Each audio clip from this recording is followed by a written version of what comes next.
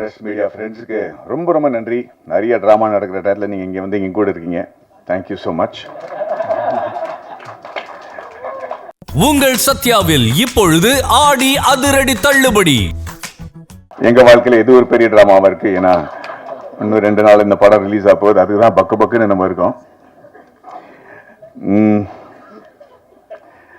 என்னோட டைரக்டர் வந்து இன்னைக்கு ஏற்கனவே அவர் பேசுனது கேட்டிருக்கீங்க. எவ்வளோ ஆர்வத்தோடு பேசுகிறார், எவ்வளோ இன்ஃபர்மேஷனோட பேசுகிறார் அப்படின்ட்டு. ஆனால் வெற்றி வேலையில் பேசுகிற பேச்சு இன்றைக்கே பேசிட்டார் அவர்.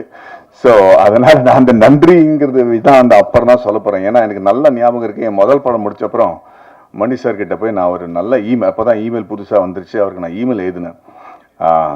இந்த படம் பெரிய ஹிட் ஆகிடுச்சு, எல்லோரும் நல்ல பேர் புகழெலாம் கிடச்சிருச்சு. ஸோ மனசில் இருக்கிறதெல்லாம் அப்படியே ஒப்பி எழுதி 2-3 பேஜுக்கு 2-3 சைடுகள்லாம் அந்த இமெயில் அனுப்பிச்சு ரொம்ப நன்றிங்க.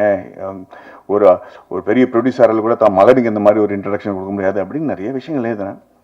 மணி சார் வந்து தான் படத்தில் வர வசனங்கள் மாதிரி 2 லைன் நான் பதில் சொன்னார். அவர் ஒன்றுனா தேவையில்லாத அவனோட கிராட்டிடியூட் எல்லாருக்கும் சொல்லிட்டு தெரியாத, நான் உனக்காக எந்த உபாவமும் பண்ணல, என் படத்துக்கு என்ன நல்லதோ அதான் நான் செஞ்சேன், அதே மாதிரி நீ படம் பண்ணும்போது அப்படி தான் செய்வேன் அப்படின்னு நம்ம 2 இமெயில் நிறுத்திட்டாரு. ஸோ நானும் அதே மாதிரி இப்போ என்னோட நண்பர்களுக்கு இந்த டீமில் இருக்கிற யாருக்குமே நன்றி சொல்ல போகுது இல்லைங்க. அது நான் வெற்றி விழாக்காக நான் வெயிட் பண்ணிட்டு இருக்கேன்னு நான் விக்ரம் வேதா டயத்தை கூட சொல்லியிருக்கேன். அதை நான் இப்போ அந்த மாதிரி ஒரு வாய்ப்பு கிடைக்குங்கிற நம்பிக்கையில் எல்லார்கிட்டையும் தைரியமாக நான் நன்றி சொல்ல போவதில்லை. ஆனால் சில பேருக்கு நன்றி சொல்லி ஆகணும்.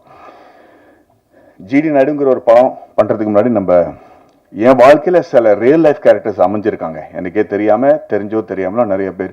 ரங்தே பசந்தி பண்ணும்போது ஸ்குவாடனில் அஜய் ராத்தோட, அதுவும் ஒரு ரியல் கேரக்டர் பேஸ் பண்ணி தான் இருந்துச்சு. இந்த வீடியோ உங்களுக்கு பிடிச்சிருந்தா மறக்காம லைக் பண்ணுங்க, ஷேர் பண்ணுங்க. இதே மாதிரி தொடர்ந்து நிறைய இன்ட்ரெஸ்டிங்கான வீடியோஸ் பார்க்க வீட்டா கிஸ் சேனலை சப்ஸ்கிரைப் பண்ணுங்க.